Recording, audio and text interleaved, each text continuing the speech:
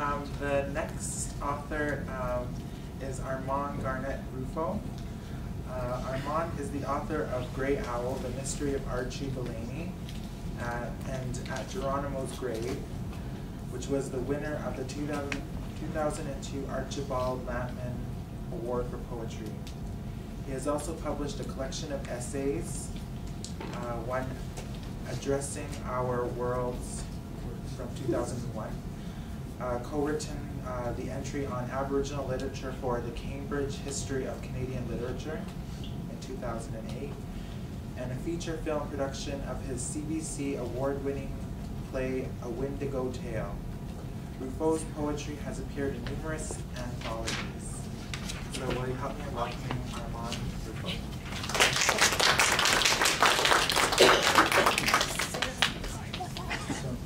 We'll get him off. Kelly, we just need to switch over. Sure. I was actually going to read a story, but because we have this here, I decided to do something else.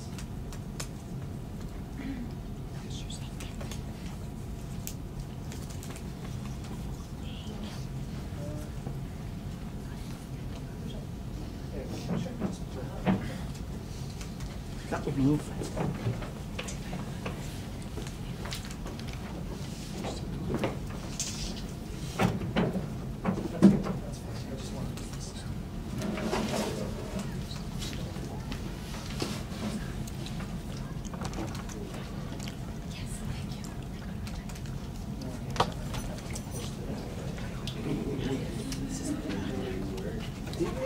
Quite a while, I kind of got sidetracked, but I will be getting back to it now. So I'll just read you an excerpt from it, and it's called Traveling with the Shaman, Norval Morrisseau Man Changing into Thunderbird. And I interviewed Norval a couple of times before he passed away, and the first time I met him, I told him what I wanted to do. He was in his wheelchair, but he was still an imposing person. And he looked at me and he said, "What took you so long?" And then, but I was still hesitant, and so I started working on it. And I went back and saw him, and I read some of his pieces because I really wanted to make sure I had his okay.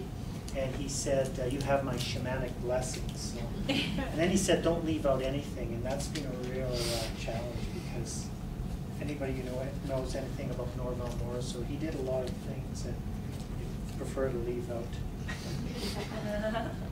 Okay, 1941. So Norval, well, I'll just start. 1941.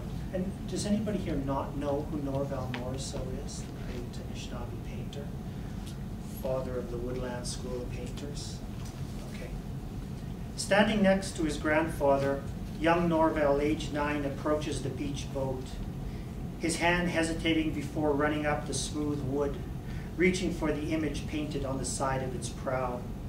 What catches his eye is the outline of a white snake, curled as though to strike, horns protruding from its red power head.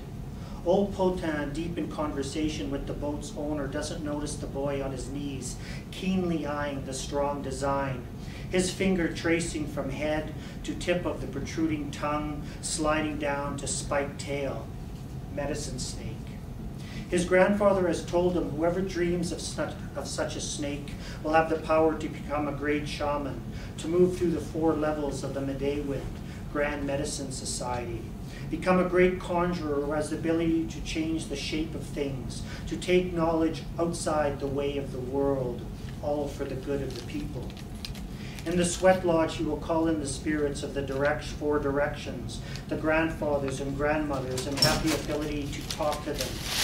In the shaking tent ceremony, the conjurer will call in Makwa, the powerful one, carrier of the bundle of everlasting life. Later, little Norval draws what he has seen and felt in the wet sand, letting the waves wash his sketches away as he teaches himself how to dream and remember. 1944. Norval is 12 when his grandfather takes him for his vision quest. It is a time for youth to leave childhood behind and move to the next stage of his 7 cycles of life. That summer they paddled to an island not far from Sand Point. When they arrive, the first thing they do is go about making a scaffold out of the few birch trees nearby. Potin chops the trees with his axe and fastens them into poles, lashing them together with braids of moose hide. Norval will spend 4 nights with no food and as little water as possible, suspended 20 feet in the air. He tells the boy that during this time a guardian spirit will come and take pity on him. This spirit will guide him for the rest of his life. But beware, his grandfather warns, when it comes, be sure not to open your eyes. If you are fortunate, it will come at night when you cannot see. It may take any shape, a thundercloud, a breeze, an eagle, an otter, anything. Norval is scared, but his absolute faith and love for his grandfather gives him courage.